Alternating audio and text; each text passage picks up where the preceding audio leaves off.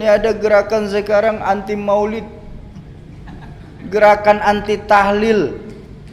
Bahkan teman-teman saya itu, saudara-saudara kita Pak, pernah nanya sama saya, Sauki, apa? Memangnya roh dibacain Fatihah pahalanya nyampe?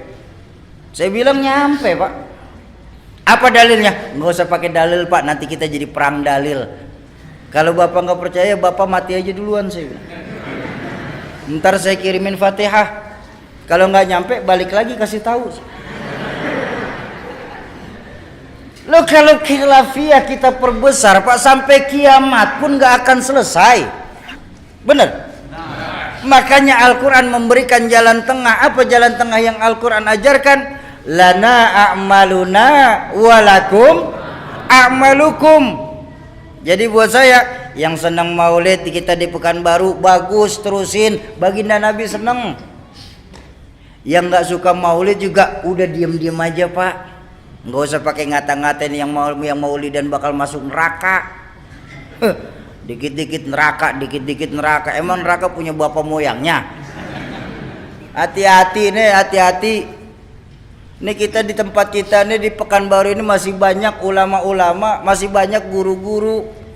Dan mohon maaf Bapak Ibu, cari ulama dan tuan guru kita nih yang sanad keguruannya mutawatir, sambung menyambung sampai kepada baginda Rasulullah Sallallahu Alaihi Wasallam. Ini penting sanad keguruan nih. Makanya saya agak kurang setuju ketika ada yang bilang bahwa hukum Islam itu cuma dua, kembalikan kepada Quran dan Sunnah. Buat saya orang bodoh ini, Bapak Ibu saya sekalian, buat saya orang bodoh ini, kalau kita mengambil hukum dari Quran dan Sunnah, terlalu pandailah kita Pak. Kenapa? Bahasa Quran itu terlalu luas untuk diterjemahkan Pak, kalau lewat terjemahan saja. Bahasa Quran dan hadis itu sangat luas kalau kita cuma memahami Quran lewat terjemahan. Satu contoh, mohon maaf, dalam Al-Quran yang diperintahkan itu cuma sholat. Betul apa enggak? Apa dijelaskan dalam Al-Quran sholat zuhur, asar, maghrib, isya, subuh? Di mana kita temuin? Hadis. Dalam hadis pun cuma dijelaskan 5, tapi bagaimana mengerjakannya dijelaskan apa enggak? Contoh hadis yang paling gampang. Baginda Nabi bersabda dari Imam Ahmad, "Shallu kama ra'aitumuni usolli." Salatlah kamu sebagaimana kamu melihat aku salat. Ini kalau kita terjemahkan ya. Mohon maaf saya tanya, ada di sini yang pernah ketemu Rasulullah? Ada yang pernah duduk di belakang Rasulullah? Terus bagaimana kita tahu sholatnya Rasulullah? Dari guru-guru kita yang ngajarin kita. Ini loh pentingnya. Makanya hukum Islam itu bukan cuma 2 tapi 4. Ada Quran, ada sunnah, ada ijma, ada qiyas. Yang gak ditemukan di Quran bisa kita temukan di hadis. Yang gak ada di Quran dan hadis bisa kita temukan di dalam ijma. Yang gak ada dalam ijma bisa diqiyas melalui ulama-ulama kita. Bayangkan untuk memahami untuk berijtihad satu hukum, ada syarat ijtihad Pak. Paling tidak dia harus hafal 30 juz, 114 surah, 6230 sekian ayat. Selesai? Belum. Dia harus tahu asbabun nuzul dari ayat tersebut.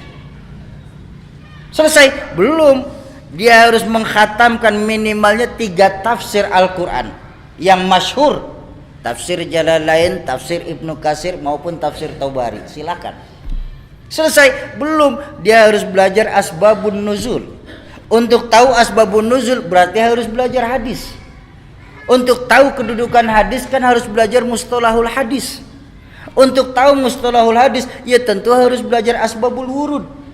Untuk tahu asbabul wurud ya harus belajar fikih. Untuk tahu fikih yang ngaji sama ulama-ulama yang ada sekarang. Jangan ngajinya sama Mbah Google.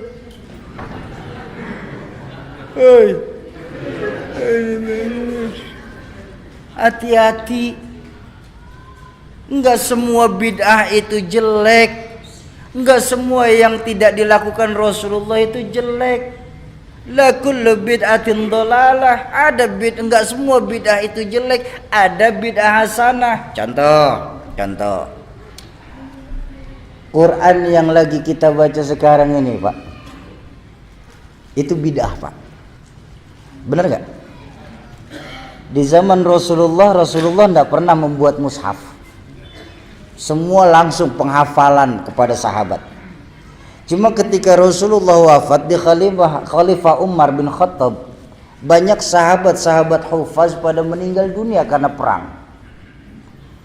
Sebagai khalifah, Sayyidina Umar ini berpikir, ini kalau kayak begini, Quran akan hilang karena banyak sahabat hufaz yang wafat. Lalu dibikinlah satu ide untuk memushafkan Al-Quran. Bahkan Sayyidina Umar sendiri berkata, hadza bid'atul hasanah. Ini sebaik-baiknya bid'ah tapi masih baik. Jadi tidak semua bid'ah itu jelek, Pak. Kalau memang mengartikan semua bid'ah itu jelek, mohon maaf Bapak Ibu, mohon maaf. Ini muka kita muka bid'ah loh, Pak. Zaman Nabi nggak ada potongan kayak kita, Pak. Bid'ah tuh operasi plastik. Handphone yang Bapak Ibu pegang itu bid'ah tuh. Nabi nggak pernah pakai handphone kok. Bener? Buang. Ganti kaleng susu, sambungin benang. Ngomong dah tuh, halo. Ayolah kita sesama Islam nih, kita saling asih, asuh. Jangan sama-sama kita malah saling gasak, gesek, gosok. Sudah waktunya kita nih sekarang meluruskan saf, merapatkan barisan. Musuh kita sekarang sudah jelas, Pak. Apa musuh yang paling nyata? Sekularisme dan liberalisme. Jadi selama mereka bersyahadat Tuhannya Allah, Nabinya Muhammad, merekalah saudara kita. Setuju? Jangan suka kita mengkafir-kafirkan. Ingat dakwah baginda Nabi itu mengislamkan orang kafir. Kok malah sekarang ini mengkafirkan sesama Islam? Ayo dalam berdakwah, yasiru wala tu'assiru. Kalau ada yang mudah jangan disulitin. Basyiru wala tunaffiru. Gembirain, jangan malah ditakut-takutin. Itu dakwah baginda Nabi. Kenapa beliau itu sukses? Karena beliau itu juga sebagai contoh dan panutan.